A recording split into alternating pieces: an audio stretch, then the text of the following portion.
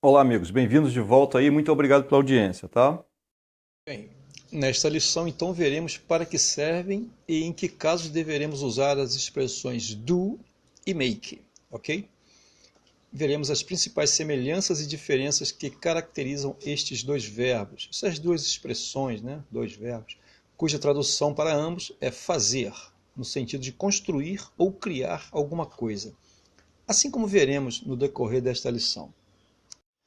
E o grande problema, né, para quem começa a tentar descobrir em que casos deveremos usar uma ou outra destas expressões, está exatamente aí.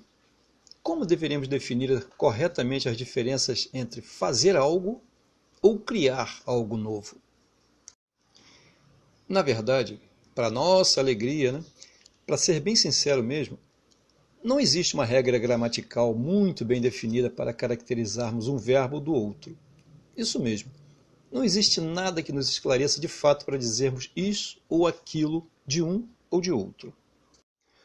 O que existe de fato são algumas combinações e acertos linguísticos que usamos para aplicarmos uma expressão ou outra, que chamamos de collocation, ok?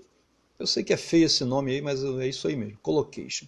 Mas é assim mesmo que se costuma definir o uso dessas expressões, que na prática significa uma combinação de palavras definidas e aceitas com o tempo, dentro de uma frase aí, né? Não devemos tentar procurar um motivo gramatical para esta definição, pois realmente não iremos encontrar nada, ok? Pode acreditar. Não, mas não se assuste. Nós entenderemos tudo perfeitamente e com bastante calma no decorrer desta lição. Bem, é claro que na prática e no uso diário de nossas conversas, diálogos e estudos, perceberemos as principais diferenças entre um verbo e outro. Porém, o que quero dizer é que, de uma maneira bem generalizada, na maioria dos casos onde houver dúvidas, saiba que não fará muita diferença se usarmos uma expressão ou outra no lugar de uma ou de outra, ok? O erro, né, entre aspas, aí, será que quase assim que imperceptível. Então vamos começar a tentar entender as diferenças e semelhanças a partir deste momento. Mas antes de começarmos qualquer tipo de explicação sobre do ou make, tente responder esta dúvida. Qual frase faz mais sentido para você? Just do it ou just make it? É claro que não só você, mas a maioria de nós sabemos, antes mesmo de qualquer explicação, que a frase correta é just do it, certo? Já que trata-se de uma frase mundialmente conhecida. Mas por que o correto é usar o do e não o make? Muito simples. O motivo está na tradução desta frase. Just do it significa vá em frente, mexa-se, continue, levante-se. Coisas que nos remetem a positivismo, ok?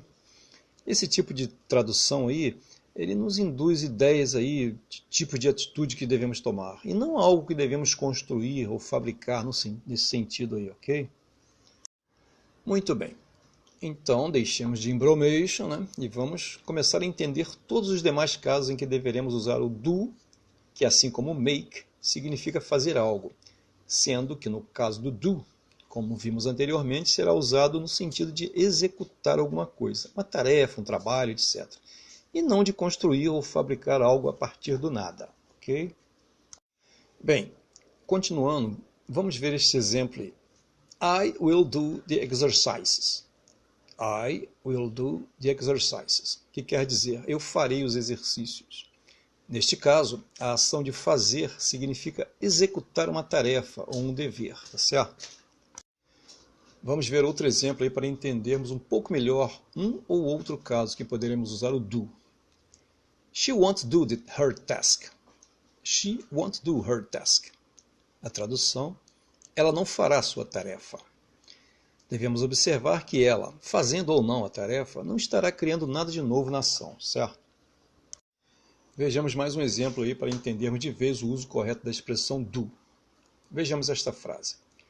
Can you do me a favor? Can you do me a favor? Tradução, né? Você pode me fazer um favor? Bem, nesta frase a ideia de fazer não está claramente definida, pois se está solicitando algo abstrato, ou seja, o que até que não se diga o que se quer de fato, não poderemos saber se poderemos tocar, interagir ou tomarmos qualquer outra ação. Portanto, seguindo não só alguma regra, mas o fato de assim ser dito e redito ao longo do tempo, o do aproxima-se mais do contexto desta frase do que o make, ok?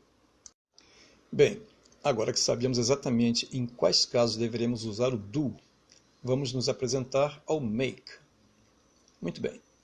Como sabemos, o make, assim como o do, também significa fazer, sendo que neste caso a extração de fazer, assim como tradicionalmente é usada na gramática inglesa, significa criar ou fabricar alguma coisa que não existe, ok? Não estranhe não, é isso mesmo.